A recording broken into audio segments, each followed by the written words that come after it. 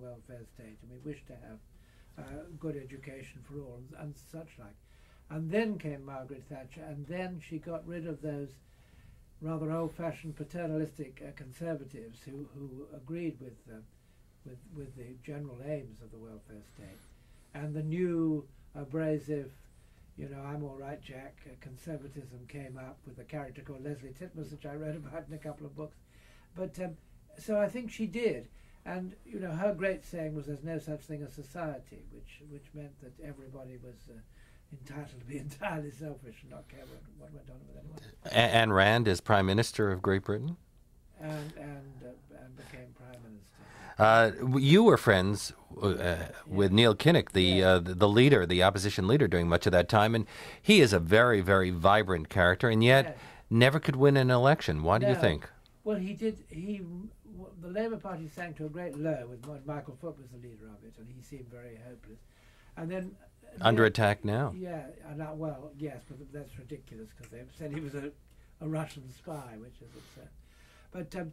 But Neil Kinnock really got the Labour Party organised, got it disciplined, abolished the... You've been called the Champagne Socialist. Oh, I am, definitely. In fact, the 20th of June group used to meet over Chablis and smoke salmon. Certainly. So, such of things that are associated with wealthy people. I don't see why on earth socialists shouldn't drink champagne. I think champagne should be made freely available to all. And I think that the idea, the sort of conservative idea that if you're a tall lady, you've got to eat musically and drink real ale and wear a bobble hat and an anorak, you know, and sandals. It's terrible. I think you can enjoy life, whatever you're kind of champagne? A lot of mentalities. What?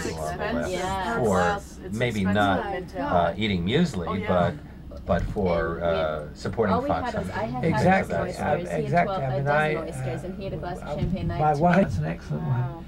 It wasn't even really lunch, it was more just passing the time. Pursue their own pleasures in their own particular way. I couldn't say anything. And I think what's rather sad about today is that everybody, if anybody disagrees with anything, sometimes I made us take cabs rather than take a car service. And I jails are bulging anyway with people who do proper crimes. Yeah. And if somebody does something which they respectable and ordinary people think is permissible, I think you can certainly argue against it. And to do it, oh, what else? We were rushing to get on the plane, but I had to call. We ended up taking an earlier plane this morning, so I had to call the These car are details, but can I say that what's going on in Britain is very similar to what's going on in the United States? Can't you call on the plane? And Britain has its Newt Gingriches and has I should have just said it's really hard to hear on the plane. Right. Now, in retrospect. Well, of course, you see, we're a bit behind. He's generous with others. It isn't just that he expects to live a life himself.